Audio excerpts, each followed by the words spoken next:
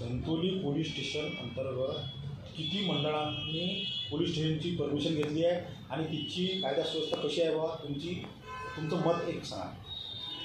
Police station Dhantoli येथे 25 ठिकाणी सार्वजनिक गणेशोत्सव मंडळ आहेत आणि 25ही जे गणेशोत्सव मंडळ आहेत त्यांनी आमच्याकडनं परमिशन घेतलेली आहे.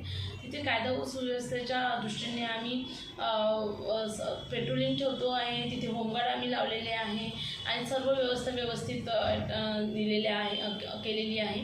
आणि गणेशोत्सव मंडळांना आम्ही 168च्या नोटीस दिलेल्या आहे की जेणेकरून त्यांनी आक्षेपार्ह असं कुठले बॅनर किंवा असं कुठलाही देखावा वगैरे त्यांनी करू नये याकरता त्यांना आम्ही सूचना दिलेल्या आहे. आणि DJ बाबतीत सुद्धा ज्या सूचना आहेत त्या आम्ही त्यांना निर्गमित केलेल्या आहे आणि आम्ही त्या सर्व घटनांवर लक्ष ठेवून आहोत.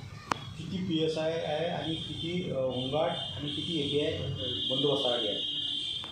आमच्याकडे एकूण 13 अधिकारी आम्ही आहोत मला पकडून, आणि PSI आणि API आणि जे कर्मचारी आहेत ते जवळपास 80 लोक आमच्याकडे आहेत. होमगार्ड आमच्याकडे 35 लोक आलेले आहेत. आम्ही त्यांना प्रत्येकाला एक गणपती दत्तक दिलेला आहे.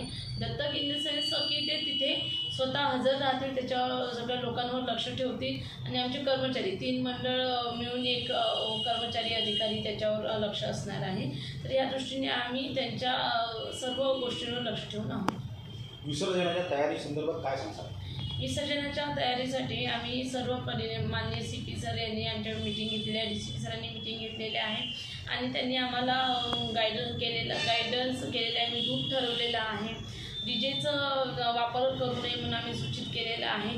आणि असं कुठल्याही प्रकारे त्यांनी लोक जे आहे दारू पिऊन गोंधळ घालणार नाही किंवा इतर रस्ता ट्रॅफिक जाम होणार नाही या सर्व दृष्टीने त्यांनी विसर्जनाच्या वेळी काळजी घेण्याची गरज आहे अशा आम्ही सूचना निर्गमित केलेल्या आहेत. आणि आम्ही बंदोबस्त लावणार आहोत आणि स्वतः पण आम्ही हजर राहणार आहोत. नागपूरकरांना काय सांगता?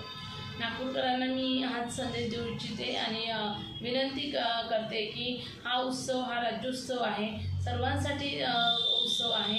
तर कृपया कुठलेही कायदा व सुव्यवस्था भंग होणार नाही, शांतीचा मार्ग अवलंबावा व कायदा व सुव्यवस्था भंग न होण्याकरिता नियमांचे पालन करावे आणि व्यवस्थित उत्सव एन्जॉय करावा.